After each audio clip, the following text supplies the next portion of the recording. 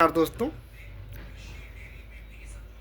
उत्तर प्रदेश नगरीय परिसर किराएदारी विनियमन अधिनियम 2021।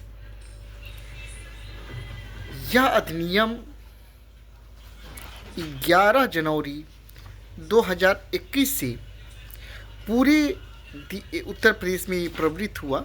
उत्तर प्रदेश सरकार का ये अधिनियम है। ये कब से प्रवृत्त हुआ?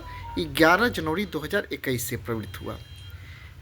प्रश्न यह उठता है कि यह अधिनियम किन परिसरों पे लागू नहीं होता।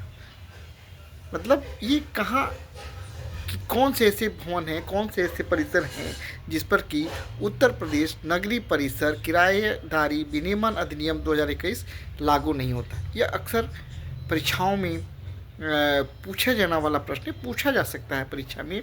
अभी आगामी आप PCSJ या JS या कोई एग्ज़ाम देंगे तो उसमें ये पूछा जा सकता है। तो मैंने इसी को को देखा, उस पर डिस्कस करने की सोची मैंने, और ये आज मैंने इस पर डिस्कस किया इसमें।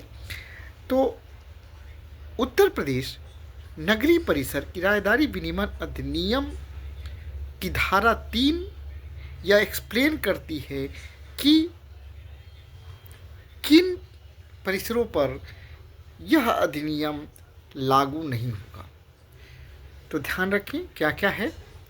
पहली बात तो केंद्र सरकार, राज्य सरकार,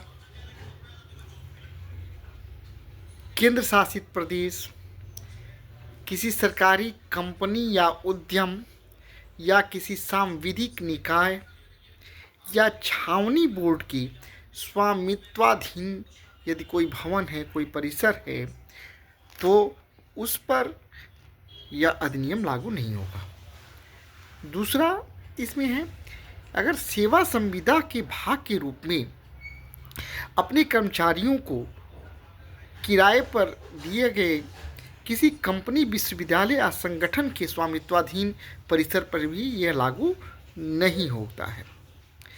इसके अलावा राज्य सरकार यदि नोटिफिकेशन से बाई नोटिफिकेशंस के माध्यम से अगर विनिर्दिष्ट करे तो ऐसे धार्मिक या पूर्त प्रायोजन संस्था की स्वामित्वाधीन परिसर पर भी यह अधिनियम लागू नहीं होता है। यह ध्यान रखिए कि सभी धार्मिक व पूर्त संस्थान इस अधिनियम के दायरे से बाहर नहीं है। केवल ऐसे धार्मिक व पूर्त संस्थान के स्वामित्वाधीन परिसर ही इस अधिनियम के दायरे से बाहर हैं, जिन्हें कि राज्य सरकार बाई नोटिफिकेशन और सूचना के माध्यम से भी निर्दिष्ट करे।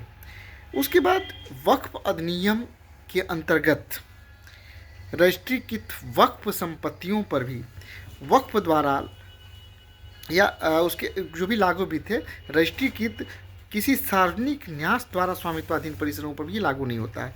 वक्फ अधिनियम के अधीन रजिस्ट्रीकृत वक्फ द्वारा या लागू विधि के अधीन रजिस्ट्रीकृत किसी सार्वजनिक न्यास द्वारा अगर स्वामित्वाधीन कोई परिसर है तो उस पर भी यह अधिनियम लागू नहीं होता है। इसका जो अगला जो व्यवस्था किया गया है कि राज्य सरकार यदि चाहे तो वो किसी भी भवन को लोकहित में बाई नोटिफिकेशन जो है इस अधिनियम से छूट प्रदान कर सकती है।